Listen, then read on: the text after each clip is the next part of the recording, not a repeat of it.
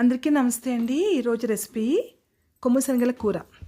3 రకాల శనగలు వేసి కూర అయితే చేశాను. ఇక్కడ మీకు చూపిస్తున్నాను కదా, కాబూలి శనగలు వేసుకున్నాను, అలాగే కొమ్ము శనగలు ఉంటాయి కదా అవి, ఇంకా పెసలు. ఇవి మనకు కావాల్సిన రేషియోలో అయితే యాడ్ చేసుకోవచ్చు.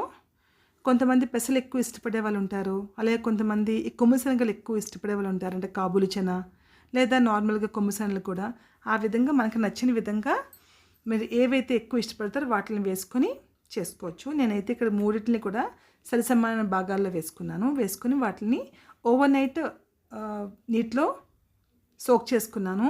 ఇప్పుడు బాగా నానిపోయిన వాటిని నీట్గా వాష్ చేసుకొని ఇప్పుడు కుక్కర్లో అయితే వేసుకొని అవి ములిగేదాకా వాటర్ అలాగే కొంచెం సాల్ట్ టేస్ట్ కోసం యాడ్ చేసి కుక్కర్ అయితే స్టవ్ మీద పెట్టుకున్నాను.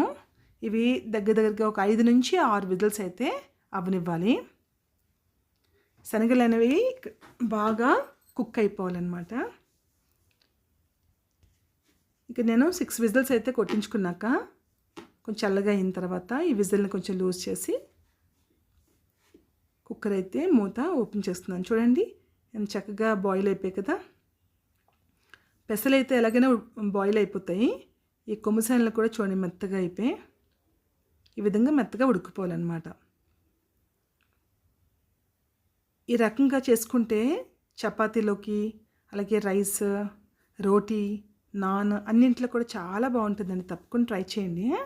అయితే ఇప్పుడు నేను ప్రాసెస్ అది చూపిస్తున్నాను. స్టవ్ ఆన్ చేసుకొని కడాయి పెట్టుకున్నాను. ఒక 2 టీ స్పూన్లు ఆయిల్ వేసుకొని ముందుగా ఆయిల్ వేడెక్కిన తర్వాత ఆవాలు అయితే వేసుకున్నాను. ఆవాలు చిట్టుపట్లాడిన తర్వాత సన్నంగా తరిగి పెట్టుకున్న 2 మీడియం సైజ్ ఉల్లిపాయ ముక్కల్ని వేసుకున్నాను. 2 మీడియం సైజ్ ఉల్లిపాయలని సన్నంగా చాప్ చేసుకొని వేసుకున్నాను.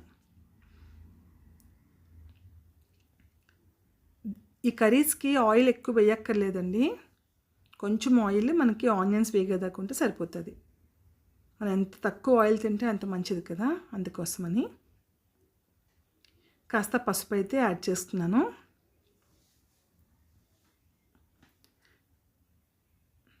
ఇప్పుడు ఇందులోకి అల్లం వెల్లుల్లి పేస్ట్ ఒక 1/2 టీ స్పూన్ యాడ్ చేసుకున్నాను.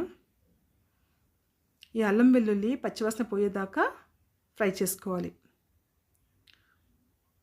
ఈ అల్లం వెల్లుల్లి పచ్చివాసన పోయేదాకా ఫ్రై చేసుకోకపోతే ఆ వాసనకి కర్రీ అంతా పాడైపోతుంది. అందువలన దాన్ని ముందుగా బాగా ఫ్రై చేసుకోవాలి.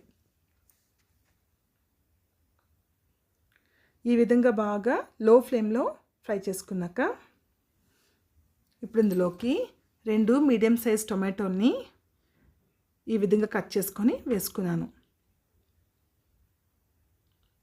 టొమాటోలు మాత్రం ఈ మీడియం సైజ్ ముక్కల కింద కట్ చేసుకోవాలి. మరీ చిన్నగా చాప్ చేసుకుంటే అంత బాగుండదు. అందువల్ల ఇక్కడ నేను మీడియం సైజ్ ముక్కల కింద కట్ చేసుకొని వేసుకున్నాను. అలాగే ఒక టీ స్పూన్ దాకా కారం యాడ్ చేసుకున్నాను. 2 పచ్చిమిర్చి వేసుకున్నాను. అలాగే ఒక టీ స్పూన్ ధనియాల పొడి, ఒక 1/4 టీ స్పూను జీరా పొడి వేసుకున్నాను. ఈ మసాలాలన్నీ కూడా చక్కగా ఫ్రై చేసుకోవాలి. ఈ ఫ్రై చేసుకున్నప్పుడు ఫ్లేమ్ని లోలో ఉంచుకొని చేసుకోవాలి. లో ఫ్లేమ్లో, లేకపోతే మాడిపోతాయి. ఇప్పుడు కాస్త వాటర్ అయితే యాడ్ చేస్తున్నాను. అంటే ఒక అరకప్పు వాటర్ యాడ్ చేసుకొని మూత పెట్టుకోవాలి.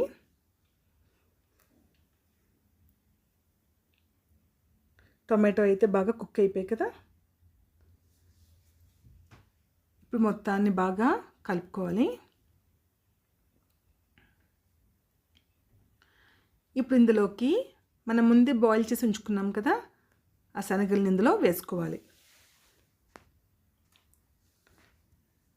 ఇవన్నీ కూడా ఇందులోని వేసుకొని చక్కగా కలుపుకోవాలి.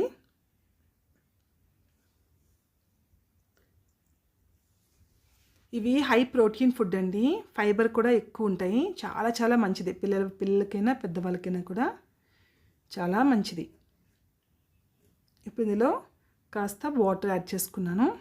యాడ్ చేసుకొని మీడియం ఫ్లేమ్లో మూత పెట్టి 10 నిమిషాల పాటు కుక్ చేసుకోవాలి. చూసారు కదా, కర్రీ అనేది కొంచెం దగ్గర పడింది. ఇది మరీ వాటర్ అంతా ఇంకిపోయేదాకా ఉంచుకోకూడదు, ఎందుకంటే ఇది చల్లగా అయిన తర్వాత బాగా చిక్కపడిపోతుంది అనమాట. అందుకోసమని కొంచెం గ్రేవీగా ఉన్నప్పుడే స్టవ్ అనేది ఆఫ్ చేసేసుకోవాలి.